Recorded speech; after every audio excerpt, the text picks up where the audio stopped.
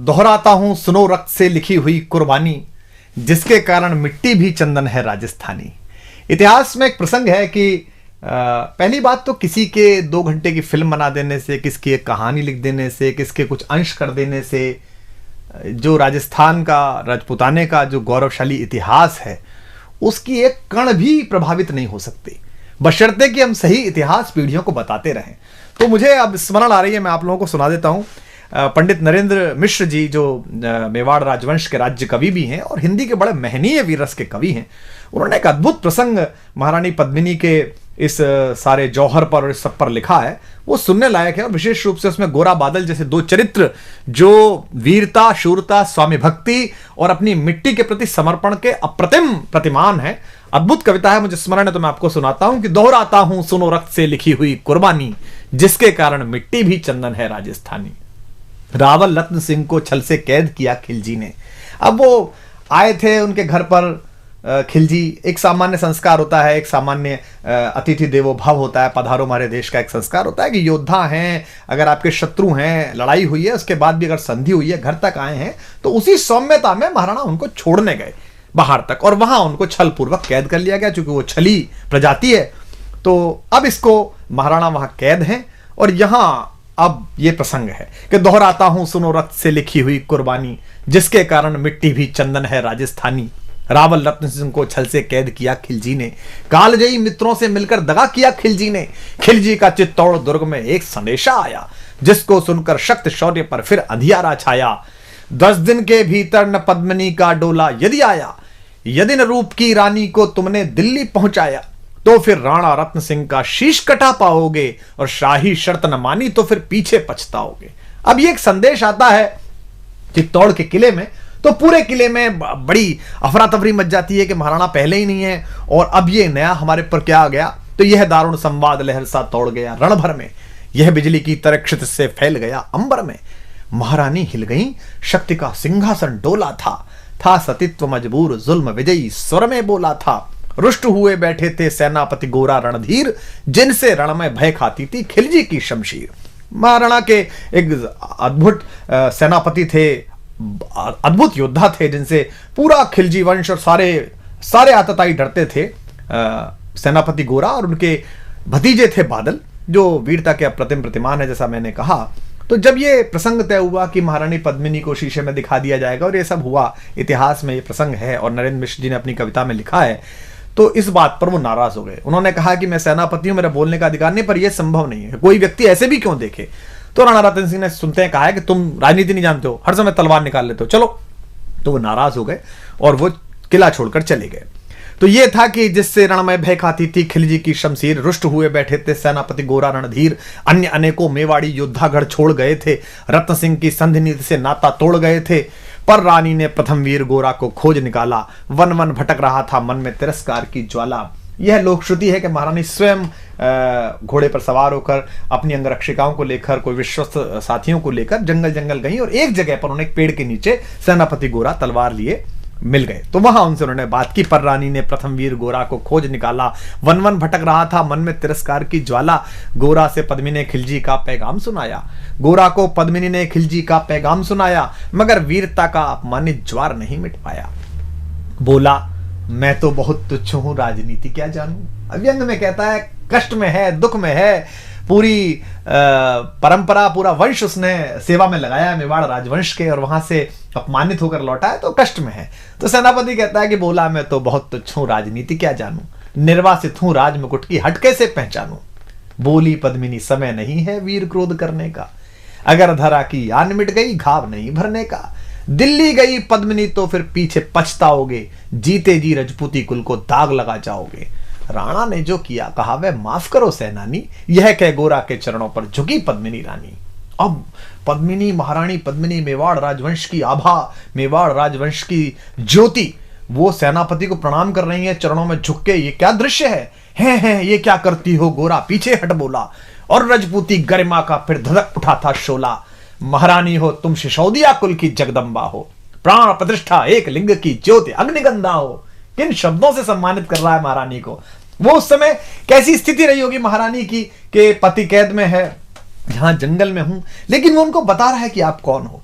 महारानी हो तुम सिसोदिया कुल की जगदम्बा हो, प्राण प्रतिष्ठा एक लिंग की ज्योति अग्निगंधा हो, जब तक गोरा के कंधे पर दुर्जय शीश रहेगा। और यह प्रतिज्ञा भारतीय इतिहास में देखिए तो पितामह भीष्म ने जो कहा था कि आई हुई मृत्यु से कहा अजय भीष्म ने, योग नहीं जाने का अभी ऐसे जानकर, और जो मृत्यु है वो कोने में हाथ जोड़कर खड़ी रही कि अभी भीष्म नहीं जाएंगे, जब सूर्य दूसरी दिशा में चले जाएंगे तब जाएंगे। लेकिन यह दूसरी बार हो रहा है कि मृत्यु से वो कह रहे कहते हैं कि जब तक गोरा के कंधे पर दुर्जय शीश रहेगा, महाकाल से भी राणा का मस्तक नहीं कटेगा। तुम निश्चिंत रहो महलों में देखो समर भवानी, और खिलजी देखेगा केसरिया तलवारों का पानी। खिलजी देखेगा केसरिया तलवारों का पानी। राणा के सकुशल आने तक गोरा नहीं मरेगा, एक पहर तक सिर कटने पर भी धड़ युद्ध करेगा। एक लिंग की शपथ, महाराणा वापस आएंगे, महाप्रलय के घोर प्रबंजन भी न रोक पाएंगे। शब्द शब्द मेवाड़ी सेनापति का था तूफानी, और शंकर के डमरू में जैसे जागी वीर भवानी, जिसके कारण मिट्टी भी चंदन है राजस्थानी। दोहराता हूं सुनो रक्त से लिखी हुई कुर्बानी। अब ये शक्ति, शौर्य और कूटनीति और सजगता का एक अद्भुत तालमेल है और ऐतिहासिक प्रसंग है कि किस तरीके से बुद्धि का प्रयोग किया है, शक्ति का प्रयोग किया है, शालीनता का प्रयोग किया है, अपनी स्वामी भक्ति का प्रयोग किया है, अपनी मनुष्यता का प्रयोग किया है, और इन सबको मिलाकर इतिहास का एक ऐसा गुलदस्ता बना दिया है जो शायद विश्व के इतिहास में कहीं नहीं मिलता। तो जिसके कारण मिट्टी भी चंदन है राजस्थानी। तो लिखते हैं नरेंद्र मिश्र जी के, खिलजी मचला था पानी में आग लगा देने को, पर पानी प्यासा बैठा था ज्वाला पी लेने को। गोरा का आदेश हुआ सज गए 700 डोले, योजना बनी कि भाई आएंगे पद्मिनी, चलो ठीक है। अब कैसे आएंगी? तो 700 डोले सजाए गए, हर डोले में एक मेवाड़ी वीर बैठा, 4 कहार, 5 लोगों की एक पालकी, और अपने 700 सहेलियों के साथ आएंगी। तुरंत तैयार हो गया खिलजी के, ये तो बहुत अच्छा है, ऐसा इतिहास में है और वो भी लिखते हैं। तो अब किस तरीके से इसको किया है, इस पूरे प्रसंग को देखिए कि गोरा का आदेश हुआ सज गए 700 डोले, और बांकुरे बादल से गोरा सेनापति बोले खबर भेज दो, खिलजी पर पद्मिनी स्वयं आती है, अन्य 700 सखियां भी वो संग लिए आती है। स्वयं पद्मिनी ने बादल का कुमकुम तिलक किया था, दिल पर पत्थर रखकर भीगी आंखों से विदा किया था। एक युवा तेजस्वी योद्धा और मातृवत मां पद्मिनी ने जब उसे विदा किया होगा, दृश्य देखिए। और 700 सैनिक जो यम से भी भिड़ सकते थे, हर सैनिक सेनापति था, लाखों से लड़ सकते थे, एक एक कर बैठ गए, सज गई डोलियां पल में, मर मिटने की होड़ लग गई मेवाड़ी दल में, मर मिटने की होड़ लग गई थी मेवाड़ी दल में।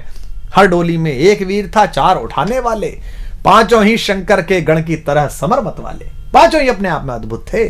बजा कूच शंख सैनिकों ने जयकारी लगाई, हर हर महादेव की ध्वनि से दशों दिशा लहराई। गोरा बादल के अंतस में जगी ज्योति की रेखा, मातृभूमि चित्तौड़ दुर्ग की ओर फिर जी भर कर देखा, मातृभूमि चित्तौड़ दुर्ग को फिर जी भर कर देखा। कर अंतिम प्रणाम घोड़ों पर चढ़े सुभग अभिमानी। उन्हें पता है कि वो जहां जा रहे हैं वहां से जीवित वापस आना बहुत मुश्किल है।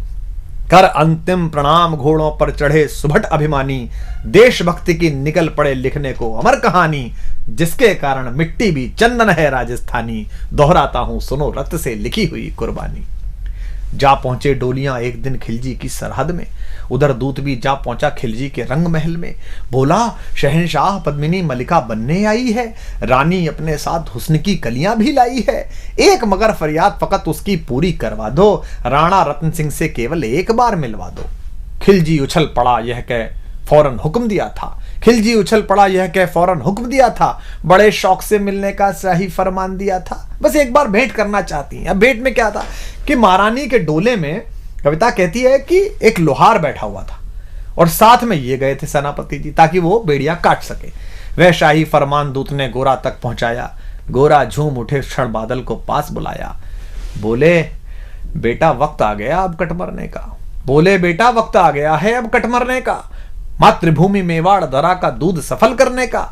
यह लोहार पद्मिनी भेष में बंदी ग्रह जाएगा, केवल 10 डोलियां लिए गोरा पीछे धाएगा। यह बंधन काटेगा, हम राणा को मुक्त करेंगे। घुड़सवार कुछ उधर आगे की ही तैयार रहेंगे, जैसे ही राणा आए वे सब आंधी बन जाएं और उन्हें चित्तौड़ दुर्ग पर वे सकुशल पहुंचाएं।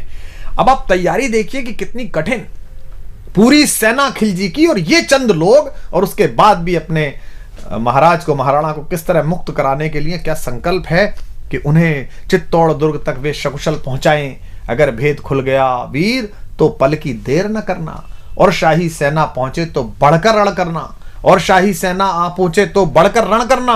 राणा जाए जिधर शत्रु को उधर न बढ़ने देना, और एक यवन को भी उस पथ पर पांव न धरने देना। मेरे लाल लाड़ले बादल आन न जाने पाए, तिल तिल कट मरना मेवाड़ी मान न जाने पाए। ऐसा ही कोगा काका रजपूती अमर रहेगी, बादल की मिट्टी में भी गौरव की गंध रहेगी। क्या तो गोरा है और क्या उसका भतीजा बादल है। ऐसा ही होगा काका, रजपूती अमर रहेगी, बादल की मिट्टी में भी गौरव की गंध रहेगी। तो फिर आ बेटा बादल सीने से तुझे लगा लूं, हो न सके शायद अब मिलना, अंतिम लाड़ लड़ा लूं। यह कह बाहों में भरकर बादल को गले लगाया। धरती कांप गई, अंबर का अंतस मन भर आया। सावधान कह पुनः बढ़े पथ पर गोरा सेनानी। ऐसा ना हो जाए कमजोर हो जाए, इसने कहा सावधान कह पुनः बढ़े पथ पर गोरा सेनानी। पहुंच लिया झट से मुड़कर बूढ़ी आंखों का पानी, पहुंच लिया झट से मुड़कर बूढ़ी आंखों का पानी। जिसके कारण मिट्टी भी चंदन है राजस्थानी, दोहराता हूं सुनो रक्त से लिखी हुई कुर्बानी। तो अब योजना का क्रियान्वयन देखिए आप कि गोरा की चातुरी चली, राणा के बंधन काटे, छांट छांट कर शाही पहरेदारों के सर काटे। लिपट गए गोरा से राणा गलती पर पछताए। क्या लगा होगा महाराणा को कि जिस सेनापति पर शंका की, जिस सेनापति को स्वीकार नहीं की उसकी बात, आज वो आपातकाल में काम आया। लिपट गए गोरा से राणा गलती पर पछताए, सेनापति की नमक हलाली देख नयन भर आए। पर खिलजी का सेनापति पहले से ही शंकित था, उसे अंदाजा था कि कुछ गड़बड़ है। ऐसे लोग नहीं है जो इतने आराम से मान जाएंगे ये कि रानी आ रही है और उसकी सखियां आ रही हैं, उसको संकट था। पर खिलजी का सेनापति पहले से ही शंकित था, वह मेवाड़ी चट्टानी वीरों से आतंकित था। जब यह मिलन लखा समझ पद्मिनी नहीं आई है, मेवाड़ी सेना खिलजी की मौत साथ लाई है। पहले से तैयार सैन्य दल को उसने ललकारा, निकल पड़ा टिड्डी दल, रण का बजने लगा नगाड़ा। दृष्टि फिरी गोरा की मानी, राणा को समझाया, रण मतवाले को रोका, जबरन चित्तौड़ पठाया कि आप तो जाई। राणा चले तभी शाही सेना लहरा कर आई। राणा इधर चले, उधर से शाही सेना को संकेत हुआ, कह रहे हैं तो राणा को इन्होंने मुक्त करा लिया। राणा चले तभी शाही सेना लहरा कर आई। खिलजी की लाखों नंगी तलवारें पड़ी दिखाई। खिलजी ललकारा, दुश्मन को भाग न जाने देना, रत्न सिंह का शीश काटकर ही वीरो दम लेना। टूट पड़ो मेवाड़ी शेरो, बादल सिंह ललकारा। हर हर महादेव का गर्जा, नववेदी जयकारा। निकल डोलियों से मेवाड़ी बिजली लगी चमकने, काली का खप्पर भरने तलवारें लगी खटकने। वही जो सब बैठ के आई थी सखियों के वेश में, जो सुबह सेनापति आए थे, जो सेना नायक आए थे, वो लड़ मरे। राणा के पथ पर शाही सेनापति तनिक बढ़ा था, पर उस पर तो गोरा हिमगिरी सा अड़ा खड़ा था। कहा जफर से, एक कदम भी आगे बढ़ न सकोगे, यदि आदेश न माना तो कुत्ते की मौत मरोगे। रत्न सिंह तो दूर, न उनकी छाया तुम्हें मिलेगी, दिल्ली की भीषण सेना की होली अभी जलेगी। यह कह महाकाल बनकर गोरा रण में हुंकारा, लगा काटने शीश समर में बही रक्त की धारा। खिलजी की असंख्य सेना से गोरा घिरे हुए थे, पर वे मानो रण में मृत्युंजय बने हुए थे। इतने सारे सैनिक और एक योद्धा, पुण्य प्रकाशित होता है जैसे अगणित पापों से, फूल खिला रहता असंख्य कांटों के संतापों से। वो मेवाड़ी शेर अकेला लाखों से लड़ता था, बड़ा जिस तरफ वीर उधर ही विजय मंत्र पढ़ता था। इस भीषण रण से दहली थी दिल्ली की दीवारें, गोरा से टकरा कर टूटी खिलजी की तलवारें। मगर कयामत देख अंत में छल से काम लिया था, गोरा की जंघा पर अरि ने छिपकर वार किया था, पैर पर तलवार मार दी। जो ही गिरे वीरवर गोरा जफर सामने आया, शीश उतार दिया धोखा देकर मन में हर्ष आया। मगर वाहरे मेवाड़ी गोरा का धड़ भी दौड़ा, किया जफर पर वार की जैसे सिर पर गिरा हथौड़ा। एक बार में ही शाही सेनापति चीर दिया था, जफर मोहम्मद को केवल धड़ ने निर्जीव किया था। शीश कट गया, उसके बाद भी सेनापति गोरा लड़ रहे हैं, उनका धड़ लड़ रहा है। हमारे बहुत बड़े कवि हैं कुमार शिव, राजस्थान में जज भी रहे। उनकी बहुत प्रसिद्ध गजल की पंक्ति है कि जब उनके शीश समर भूमि में उतरते थे, जब उनके शीश समर भूमि में उतरते थे, वे ऐसे लोग थे जिनके कबंध लड़ते थे। तो उनका कबंध, उनका धड़ लड़ रहा है। जफर मोहब्बत ज्यों ही जफर कटा शाही सेना का साहस लरजा, काका का धड़ लख बादल सिंह महारुद्र सा गरजा। अरे कायरो नीच बांगड़ो छल में रण करते हो, किस बूते पर जवा मर्द बनने का दम भरते हो। यह कहकर बादल उस क्षण बिजली बनकर टूटा था, मानो अंबर से धरती पर अग्निशिरा छूटा था। ज्वालामुखी फटा हो जैसे दरिया हो तूफानी, सदियों दोहराएंगी बादल की रणरंग कहानी। क्या पंडित जी ने क्या उत्तम शब्द इस्तेमाल किया है, सदियों दोहराएंगी बादल की रणरंग कहानी। अरिका भाला लगा पेट में आंतें निकल पड़ी थी, जख्मी बादल पर लाखों तलवारें खिंची खड़ी थी। कसकर बांध लिया आंतों को केसरिया पगड़ी से, पेट फट गया और पगड़ी उतारी और इस पर बांध ली। रंचक डिगा न वह प्रलयंकर सम्मुख मृत्यु खड़ी से। अब बादल तूफान बन गया शक्ति बनी फौलादी, मानो खप्पर लेकर मैं रण में लड़ती हो आजादी।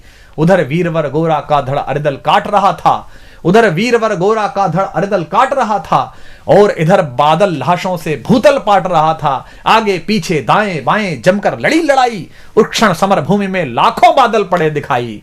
मगर हुआ परिणाम अंत में वही कि जो होना था, उनको तो कण कण अरियों के शोणित में धोना था। मेवाड़ी सीमा में राणा सकुशल पहुंच गए थे, गोरा बादल तिल तिल कटकर रण में खेत रहे थे। एक एक कर मिटे सभी मेवाड़ी वीर सिपाही, रत्न सिंह पर लेकिन रंचक आंच न आने पाई। गोरा बादल के शव पर भारत माता रोई थी। क्या क्या युद्ध है, क्या युद्ध है। गोरा बादल के शव पर भारत माता रोई थी, उसने अपनी दो ज्वलंत प्यारी मणियां खोई थी। धन्य धरा मेवाड़, धन्य गोरा बादल अभिमानी, जिनके बल से रहा पद्मिनी का सतत्व अभिमानी। धन्य धरा मेवाड़, धन्य गोरा बादल बलिदानी, जिनके बल से रहा पद्मिनी का सतत्व अभिमानी। जिनके कारण मिट्टी भी है चंदन राजस्थानी, दोहराता हूं सुनो रक्त से लिखी हुई कुर्बानी। दोहराता हूं सुनो रक्त से लिखी हुई कुर्बानी। अब देखिए रत्न सिंह पर लेकिन रंचक आंच न आने पाई। अगर आप ये प्रसंग अपनी पीढ़ियों को नहीं सुनाएंगे, अगर इस इतिहास की इस व्याख्या को आप अपनी पीढ़ियों तक नहीं पहुंचाएंगे, तो ये जो जमूरे हैं, ये जो जाहिल हैं, जिन्होंने कुछ पढ़ा नहीं है, कुछ जाना नहीं है, मिट्टी से प्रेम नहीं किया है, 19वीं माले पर बैठकर जो इस देश के इतिहास, इस देश की संस्कृति की व्याख्या करते हैं, बंबई में बैठकर या कहीं भी बैठकर, आप फिर इनसे नाराज होंगे ही नहीं। इसलिए ज़्यादा आवश्यक है कि इनके प्रति ध्यान देने के बजाय आप अपनी पीढ़ी को, आने वाली पीढ़ियों को ये इतिहास सिखाएं, बलिदान सिखाएं। मैं स्वयं अपने परिवार को लेकर 4-4, 5-5 दिन हल्दी घाटी, गोगुंदा, चावण सब जगह लेकर जाता हूँ, बताता हूँ, बताया है पीढ़ियों को कि ये चावण है, यहाँ पर अंतिम संस्कार हुआ था उस स्वाधीनता के सबसे बड़े पैरोकार। विश्व भर में अगर अपनी निजी स्वतंत्रता, निजता और स्वाभिमान की अगर किसी को लड़ाई लड़नी हो, तो उसको एक बार कुंभलगढ़ उस दरवाजे पे जाना चाहिए, उस छोटे से कक्ष में जाना चाहिए जहां महाराणा पैदा हुए। तो गोरा बादल के शव पर एक एक कर मिटे सभी मेवाड़ी वीर सिपाही, रत्न सिंह पर लेकिन रंचक आंच न आने पाई। गोरा बादल के शव पर भारत माता रोई थी। क्यों भारत माता क्यों रोई? दो योद्धाओं पर। गोरा बादल के शव पर भारत माता रोई थी, उसने अपनी दो ज्वलंत प्यारी मणियां खोई थी। युद्ध केवल एक राजा को, महाराणा को मुक्त कराने का नहीं था। युद्ध यह था कि हम अपनी सीमा, अपनी जगह पर अपनी निजता और स्वाभिमान के साथ जीते हैं। हम दूसरे की किसी सीमा का अतिक्रमण नहीं कर रहे, दूसरे के स्वाभिमान को हम चुनौती नहीं दे रहे। हमारे घर में आई हुई कोई भी महिला, कोई भी पुरुष हमारे लिए अतिथि है, हम अपने अतिथि के लिए अपने किला कुर्बान कर देते हैं। हटी हमीर को देखा, ये क्या है कि आप किसी के दरवाजे पर जाकर अपनी गुंडाई करेंगे तलवारों के नाम पर। यह युद्ध है स्वाभिमान का कि गोरा बादल के शव पर भारत माता रोई थी, उसने अपनी दो ज्वलंत प्यारी मणियां खोई थी। धन्य धरा मेवाड़, धन्य गोरा बादल अभिमानी, धन्य धरा मेवाड़, धन्य गोरा बादल अभिमानी, जिनके बल से रहा पद्मिनी का सतित्व अभिमानी, जिसके कारण मिट्टी भी चंदन है राजस्थानी। दोहराता हूं सुनो रक्त से लिखी हुई कुर्बानी। बैंकॉक, हांगकांग, लॉस वेगस मत जाइए, राजस्थान घूमने जाइए, एक एक तीर्थ को प्रणाम करिए। अंडमान जाइए, वो पिस्तौल देखिए जो चंद्रशेखर आजाद ने हिंदुस्तान में इस्तेमाल करी। अपनी पीढ़ियों को सही तीर्थ सिखाइए, सही देवता सिखाइए, जिसके कारण मिट्टी भी चंदन है राजस्थानी। दोहराता हूं सुनो रक्त से लिखी हुई कुर्बानी।